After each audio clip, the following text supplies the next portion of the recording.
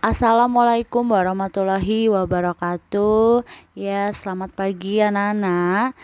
Apa kabar kalian hari ini? Semoga selalu dalam keadaan baik dan sehat sehingga bisa mengikuti pembelajaran pada hari ini. Kita masih di tema 7 ya.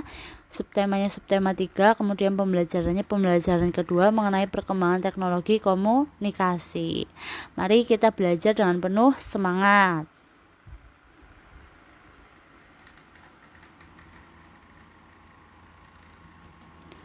Alat komunikasi tradisional dan modern. Manusia berkomunikasi dengan berbagai cara. Perkembangan teknologi komunikasi telah menghasilkan berbagai jenis alat komunikasi. Ada yang telah digunakan sejak lama maupun yang baru dikenal masyarakat. Daun lontar, prasasti, dan gong merupakan alat komunikasi tradisional pada masa lalu. Selain itu, ada pula lonceng yang berfungsi sama dengan gong. Pada masa berikutnya muncul telegraf dan pesawat telepon. Dengan adanya teknologi telepon, berkembang menjadi telepon genggam atau biasa disebut ponsel. HP ya. Ponsel merupakan alat komunikasi modern yang terus mengalami pembaruan. Nah, itu tadi ya anak-anak contoh-contoh dari alat komunikasi tradisional. Kemudian alat komunikasi modern juga. Nah, kelompokkan alat komunikasi yang terdapat pada teks bacaan di atas dalam tabel berikut. Ya.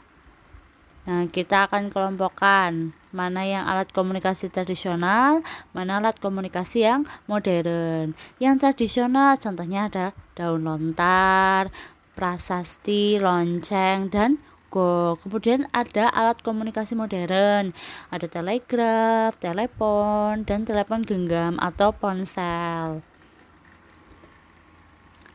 Kamu sudah mengetahui isi cerita dari teks yang kamu baca. Nah, informasi apa saja yang kamu dapatkan dari teks tersebut? Ya, banyak ya infonya. Contoh teknologi komunikasi yang tradisional dan modern. Nah, anak-anak, mari kita lengkapi kalimat berikut ya dengan kata yang sudah tersedia. Yang pertama, alat komunikasi titik-titik digunakan pada masa lalu. Masa lalu. Alat komunikasi apa? Ya, alat komunikasi tradisional.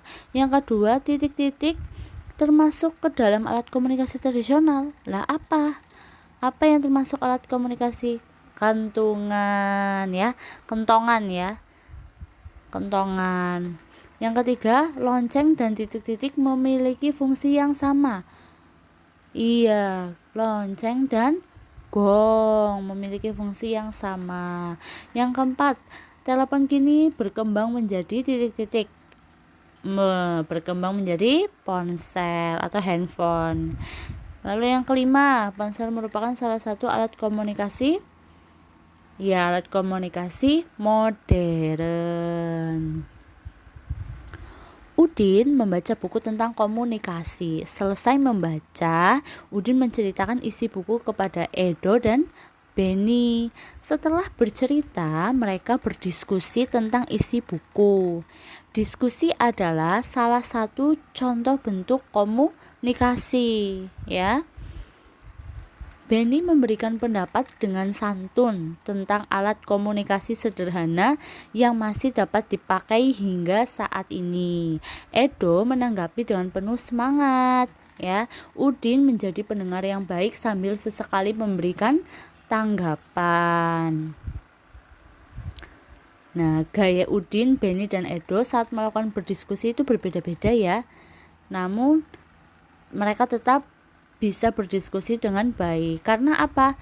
Karena sifat setiap orang itu pasti berbeda-beda juga. Nah, kalian dan dengan teman-teman kalian itu pasti berbeda dengan karakter dan sifatnya. Setiap orang itu punya sifat yang berbeda-beda. Ada yang pendiam, ada yang pemalu, ada yang ramah, ada yang mudah bergaul ya.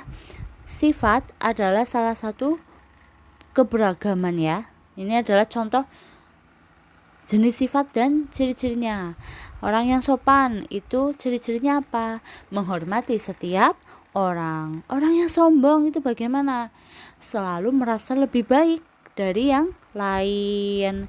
Kemudian ada keras kepala. Keras kepala itu ciri-cirinya tidak mau mendengarkan pendapat orang lain. Rendah hati, ciri-cirinya selalu menghargai orang lain. Lalu yang terakhir, humoris ya. Humoris itu adalah senang membuat suasana riang dan penuh tawa. Nah, ini adalah beberapa sifat ya. Setiap orang itu punya beberapa sifat tersebut ya. Apakah perbedaan sifat pada individu dapat berpengaruh terhadap kegiatan komunikasi? Tentunya dapat berpengaruh ya terhadap kegiatan komunikasi. Karena apa?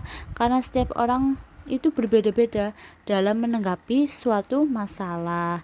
Nah, sekarang contoh, amati teman-temanmu.